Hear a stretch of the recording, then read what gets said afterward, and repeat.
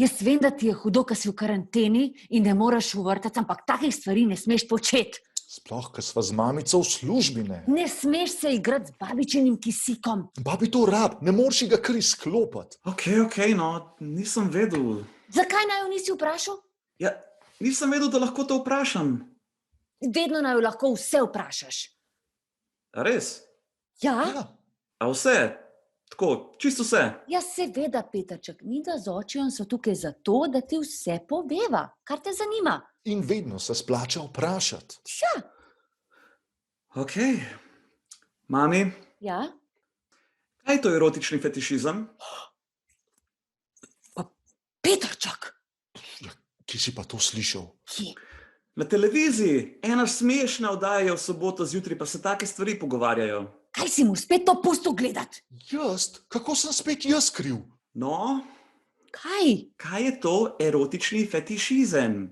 A ja, to.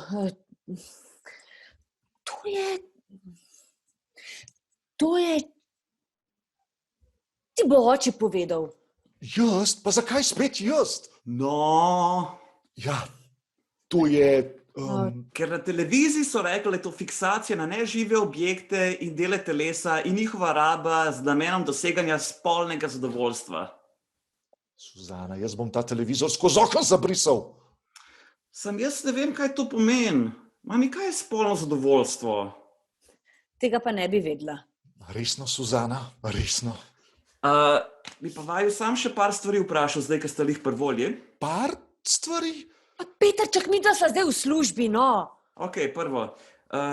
Kaj je spolno vzburjenje ob neživem predmetu? Pa kaj je analni seks? Pa, če imamo lahko kužke. Ja? Imamo?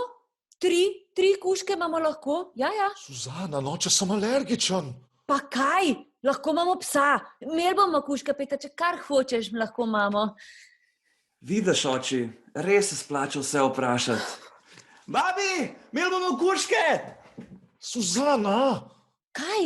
A si ti hotel vedeti, kaj imaš na tistem seznamu vprašanj, a? Kako pa vi dobite od staršev to, kar hočete? Napišite v komentarje.